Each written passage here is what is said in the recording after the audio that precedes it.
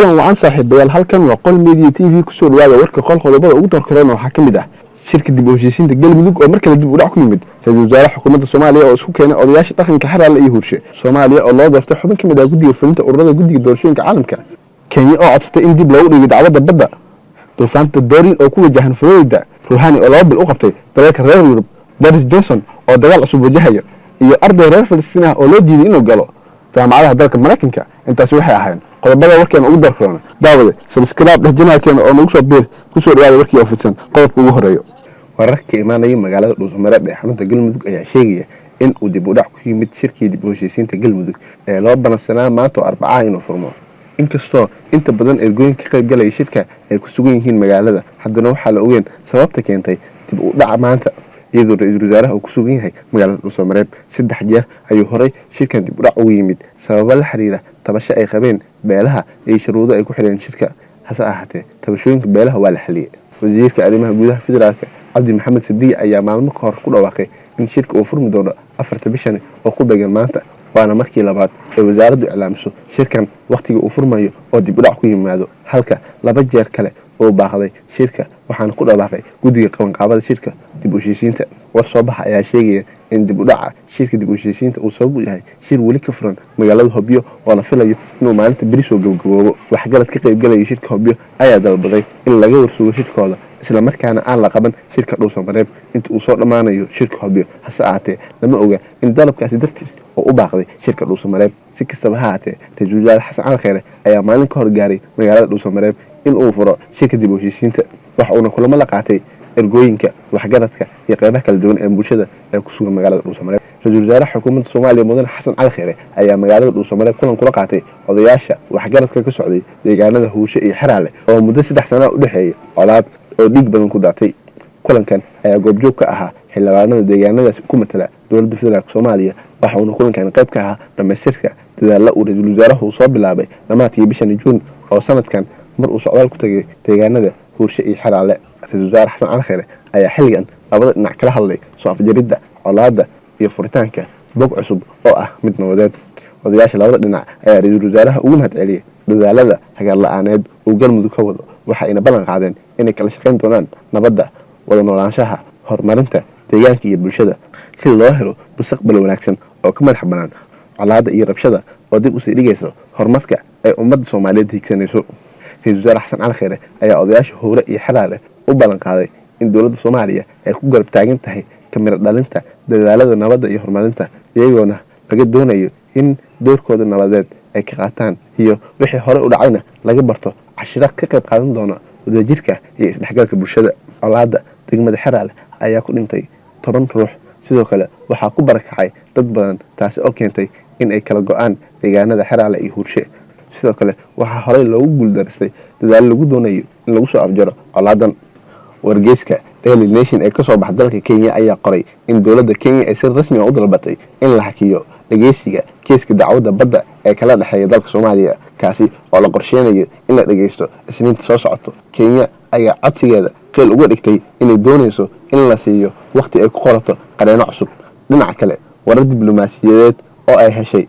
qol media TV ayaa sheegaya in dowladda Soomaaliya ay diiday in dib loo dhigo dhageysiga dacwadda ayaa waxaa la qorsheeyay inuu dhaco 9 ilaa 13 bishan oo ay ku beegan tahay Isniinta ilaa Jimcaha taliska ciidamada Mareykanka ee Afrika ayaa sheegay in duqeyn ka dhan ah al-shabaab ay ka fuliyeen maalintii shalay ahayd duuleedka degmada Jilib ee gobolka Jubbada Dhexe war uu soo saaray taliska ayaa lagu sheegay in duqeynta lagu dilay xubin ka tirsan al-shabaab isla markaana duqeyntan aysan waxyeelo soo gaarin dad rayid ah lama sheegin magaca shakhsiga lagu dilay martilmaameedka weerarkan ka dhacay duuleedka degmada Jilib Mareykanka ayaa kordhiyay duqeymaha ka dhanka ah al-shabaab si loo hakiyo howlaha iyo dhaqdhaqaaqyada argagixisada isla markaana lagu taageero dowladda Soomaaliya si loo soo celiyo xasiloonida Soomaaliya duufaanta Dorian ayaa u muuqata mid gaabis ku socota ilaa iyo hadda xilli ay ku wajahan tahay xeebaha gobolka Florida hase yeeshee khubarada ayaa ka digay in arrintaas micnaheedu tahay in dadka ku nool Florida iyo gobolada kale ee ku teedsan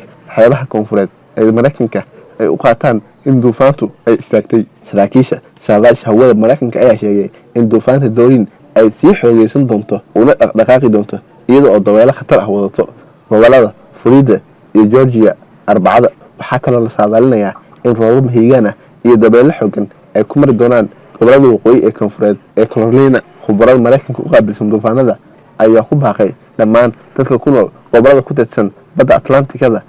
laga bilaabo Maryland ilaa New York ay muujiyaan feejignaan dheeraad ah isla markaana isha ay ku hayaan xaaladaha duufaanta Dorian. Ra'iisul Wasaaraha Britain Boris Johnson ayaa wajahaya dagaal hor leh kadib markii ay baarlamaanka dhadhansiiyeen guuldaradii ugu horeysay. Arrintan ayaa waxaa iska kaashaday xildhibaanada xisbigiisa ka falaagoobay iyo kuwa mucaaradka ah ee ka soo horjeeda in Britain ay ka baxdo midowga Yurub iyadoo aan wax heshiis ah la gaarin. xildhibaano gaarayo 328 xildhibaan ayaa aqlabiyad helay iyadoo kuwa ra'iisul wasaaraha la safnaa ay noqdeen 301 sidaasina lagula wareegay ajandihii. waxaana u suurtagal ah inay codeeyaan qorshaha in dib loo dhigo in Britain ay midowga Yurub ka baxdo. ra'iisul wasaaraha ayaa sheegay inuu ku dhaqaaqi doono doorasho guud haddii lagu qasbo inuu codsado in waqtigeeda laga soo hormariyo xilliga ka bixitaanka midowga Yurub oo hadda ku eg 31 bisha Oktoobar. xildhibaanada ayaa hadda u codeyn doona in dib loo dhigo waqtiga in Britain ay ka baxayso midowga Yurub. James Carroll ayaa sheegay in loo baahan yahay in la meel mariyo sharciga gabi ahaanba meesha ka saarayo in Britain ay ka baxdo midowga Yurub heshiis la'aan ka hor inta xisbigiisu oonan ogolaan in doorasho guud loo dareero. Downing Street ayaa sidoo kale sheegay in 21 xildhibaan ee falaagooday inta uu socday codeyntii talaadadii laga saari doono xisbiga. xubnaha falaagooda ayaa waxaa ka mid ah kuwa miisaan xooggan ku leh xisbiga talada hadda haya sida Ken Clark oo baarlamaanka ku soo jiray ku dhawaad 50 sano, arday reer Falastiin ah oo si muran dhalisay loogu diiday gelitaanka Mareykanka bishii hore kadib markii uu u tagay inuu bilaabo jaamacadda Harvard ayaa hadda la aqbalay. Ismaaciil Ajaawi ayaa sheegay in loo diiday gabi ahaanba gelitaanka Mareykanka kadib markii hay-adaha qaabilsan arrimaha xadka ay muddo saacado ah su'aalo ku weydiinayeen garoonka Boston Airport. arrintan ayaa waxa ay daameed qoraal oo baraha bulshada soo dhigay saaxiibkiis. wiilkan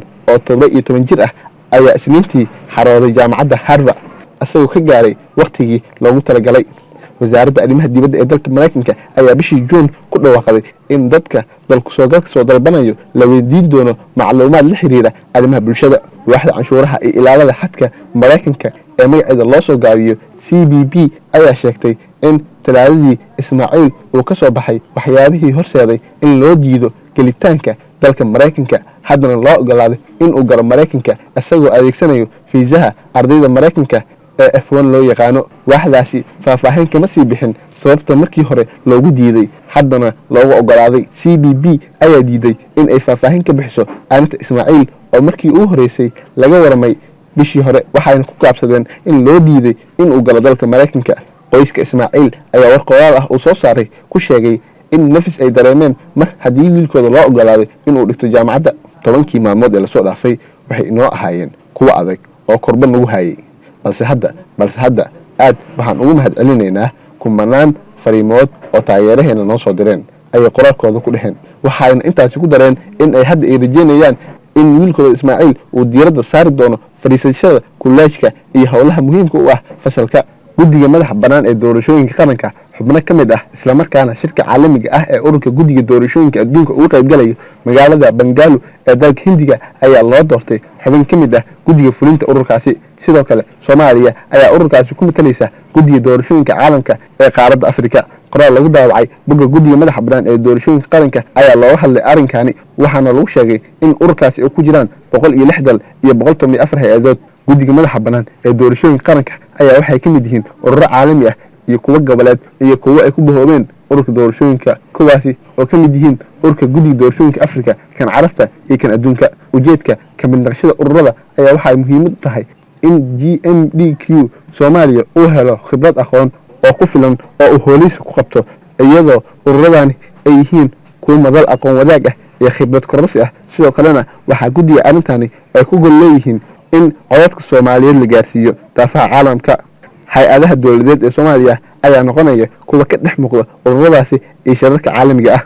qodobka ugu dambeeya madaxweynaha dalka Iran Xasan Ruuxaani ayaa maanta 2 bilood siiyay dalalka reer Yurub si ay u badbaadiyaan heshiiskii 2015 oo laga gaaray nukliyeerka dalkiisa. Ruuxaani ayaa ka digay in Washington ay diyaarinayso xadgudubyo kale oo dheeri ah oo ay ku samayso heshiiska kuwaasi oo waxyeeleyn doono saameyn culus yeelan doono هذا الكيسة أي إيماني حلي سراكيش غير إيران الجوار إسخافين كبحيان يباه كلمة فرانسيسكا أو إلا دينيو 15 مليون دولار لا دماتك سنة كان هدي إيران سيب بوحدة إيوه كانتو هشيس كاس جودهان وعناجي انت وركي عالمك انت وركي حيو كل دونه نبت قليو